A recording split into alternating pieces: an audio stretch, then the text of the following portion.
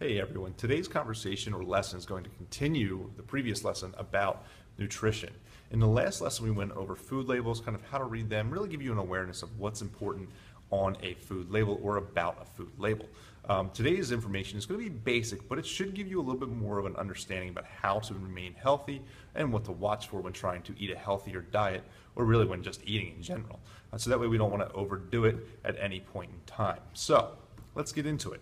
So this lesson is going to be about fats. Fats, plain and simple. So we're going to talk about three separate types of fats. You have saturated fat, unsaturated fat, and then there's trans fat. Now within some of those you have other types of fats, like unsaturated. You have monounsaturated and polyunsaturated. Don't worry about it. We'll get into the very minimum of what that is. Let's begin by going over something a bit controversial, and that is saturated fats. To kind of go into saturated fats, we need to understand really what it is. Where does it come from? Well, saturated fat is typically like an animal type fat. They consider it by animal products. So you want to think of it like meat and dairy type products, things that come from, well, animals. Okay, so that's not to say that that's the only products, or those are the only products that have saturated fat in them. Not the case.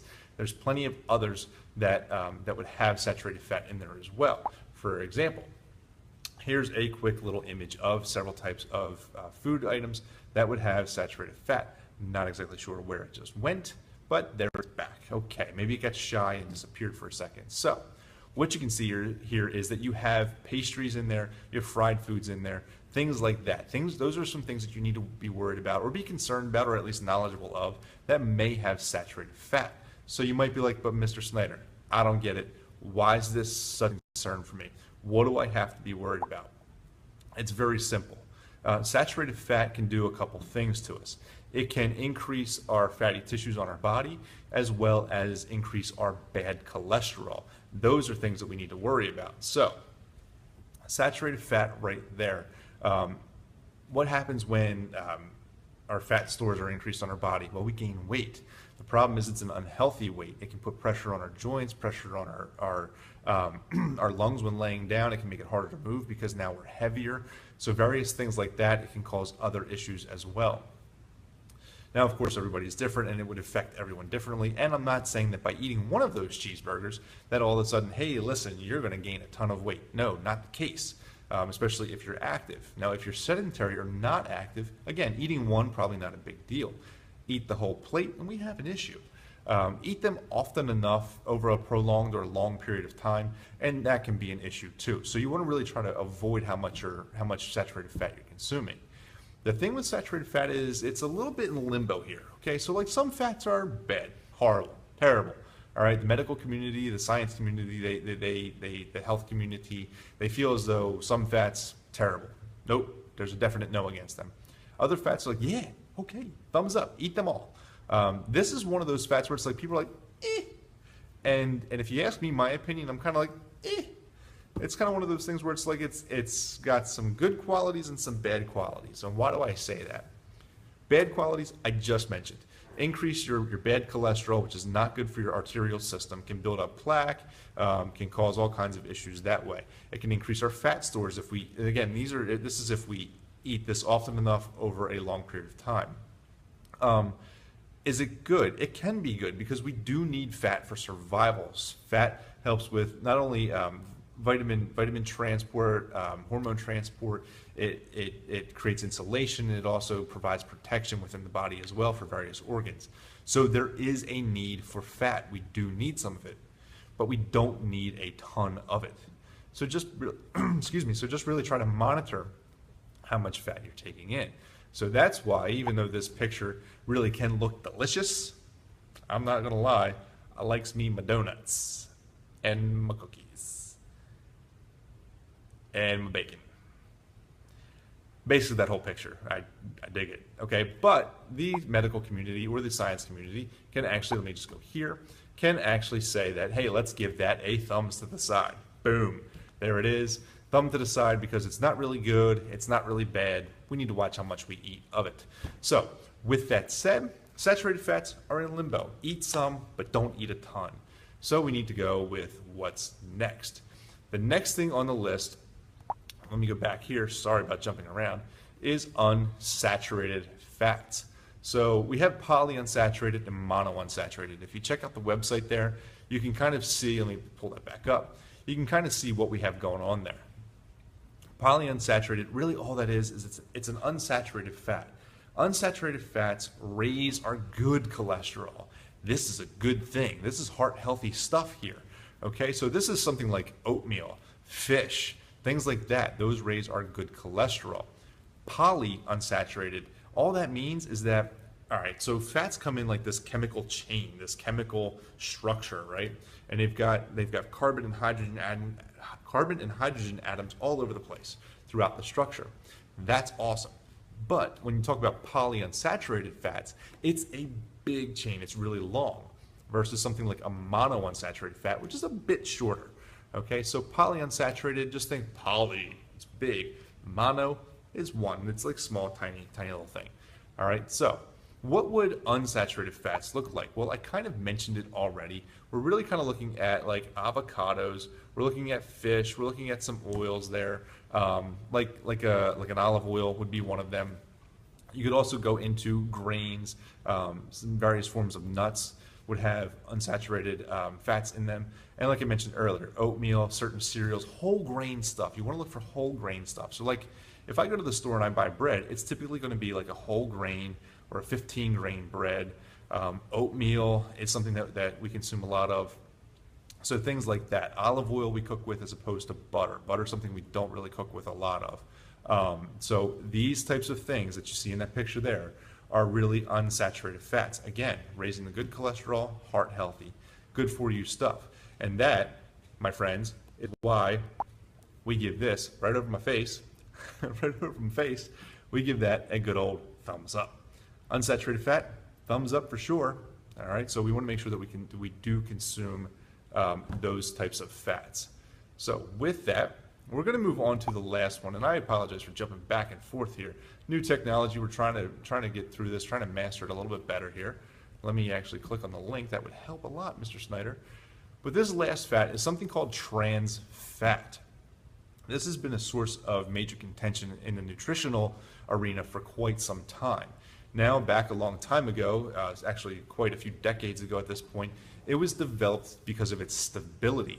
You have saturated fat, which can break down over time. Unsaturated fat can break down over time. Trans fat, however, seems to hold up a bit better, so it was put into a lot of foods, increased shelf life and such.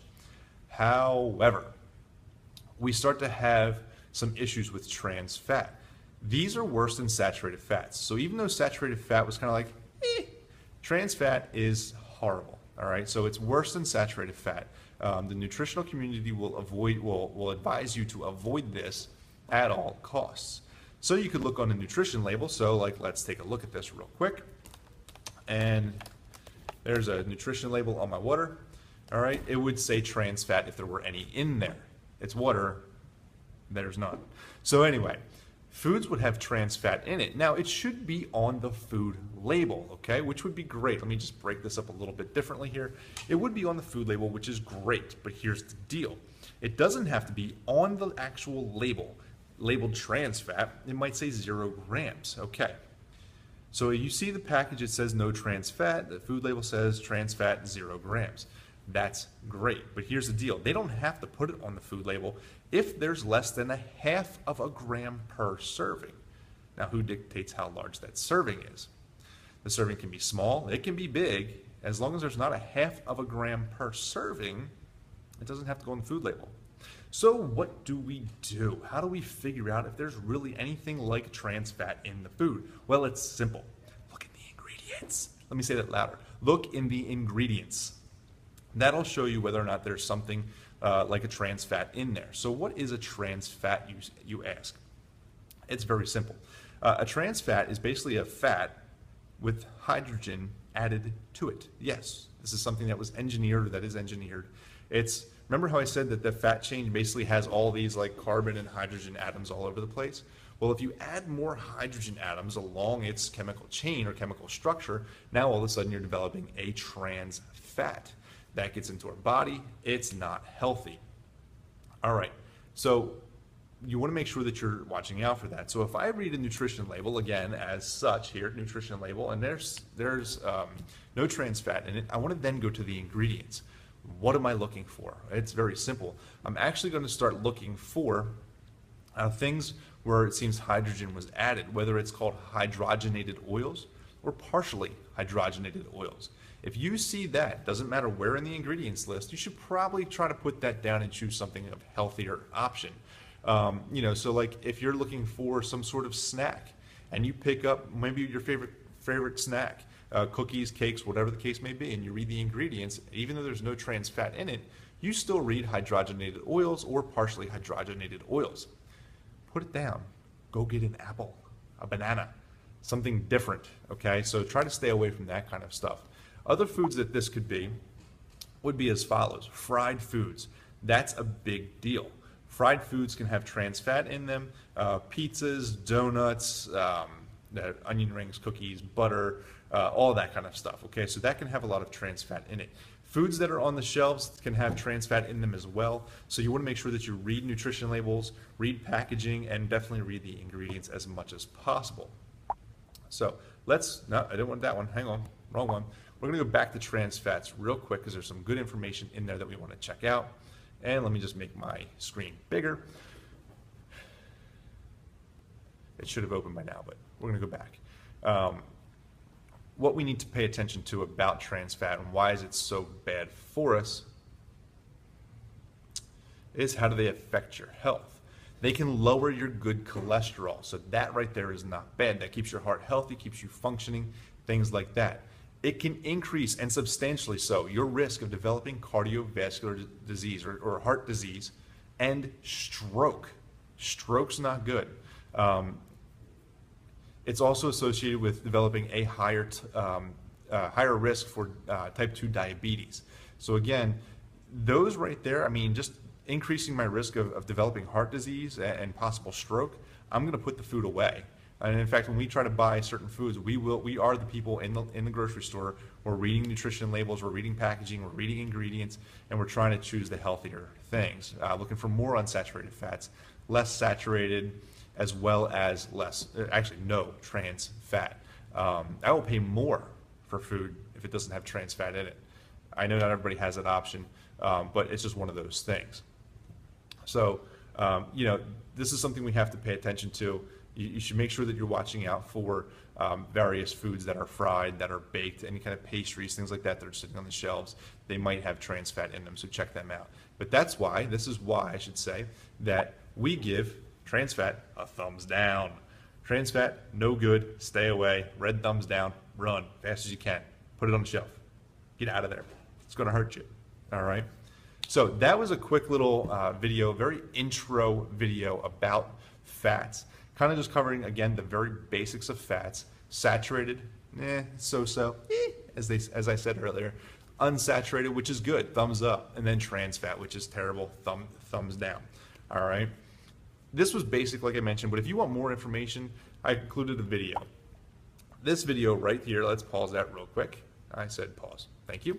This video right here is something from, it includes some good information, gets into more of chemical structure, makeup, and then goes a little bit more in detail beyond what I mentioned. So give that a whirl, click play whenever you wish, and let's make it just a little bit bigger. Actually, we're just gonna go, let's just go like this, all right? So there he is, and that's the wrong button. Here I am, and you can go ahead and click play, listen to him. Great stuff right there in that video, good information. And hopefully that answers some questions. But again, if you have other questions, any other information is needed, feel free, reach out. This is something that I wouldn't mind researching even more. So if you do have more questions, let me know. Maybe we can get into a little bit of a discussion, choosing healthy diets, healthy menus. We're gonna get more into it. Next lesson will be even more in depth regarding some other things. So until then, I wish you well, hope you have a great day, great week, and look forward to hearing from you soon. Bye.